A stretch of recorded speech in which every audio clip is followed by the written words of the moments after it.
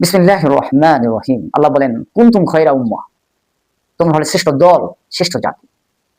আল্লাহ তাআলা মুসলমানদেরকে শ্রেষ্ঠ জাতি হিসেবে ঘোষণা দিয়েছেন। আর আলেমরাই জাতির শ্রেষ্ঠ সন্তান। কিন্তু আজ আলেমরাই পরিবার, সমাজ, রাষ্ট্রে সব ক্ষেত্রে বৈষম্যের শিকার। মৌলবাদী, কাঠমোল্লা, মুন্সি, জঙ্গি বলে সমাজ তাদেরকে ইগনোর করে।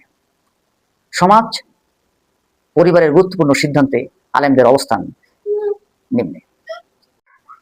চাকরির ইন্টারভিউ, টুপি পাঞ্জাবি দেখে চাকরির সুযোগ পায় না।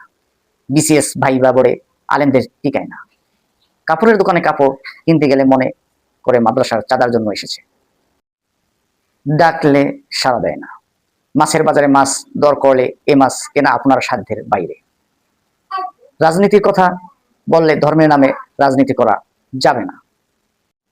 তাদের ভাষ্য, আলেমরা রাজনীতি বুঝে না। মাহফিলে লক্ষ লোক হলেও নির্বাচনে জনগণ ভোট দেয় না। আলেমরা অফিসার বা ডিসি হলে সমাজ আশ্চর্য হয়, মনে করে এদের অফিসার হিসেবে মানায় না। সম্পদের মালিক হলে হুজুরদের এত দরকার কি? কথায় কথায় বলে মোল্লার দৌড় মসজিদ পর্যন্ত। কেন এত বৈষম্য? এই বৈষম্য অবহেলার কারণ কি? শুধু আলেমদের চরিত্র বা একঘেয়েমি হওয়ার কারণে, না পাশ্চাত্য সংস্কৃতির প্রভাব? এটা আমাদের আলেম সমাজদেরকে খুঁজে বের করতে হবে।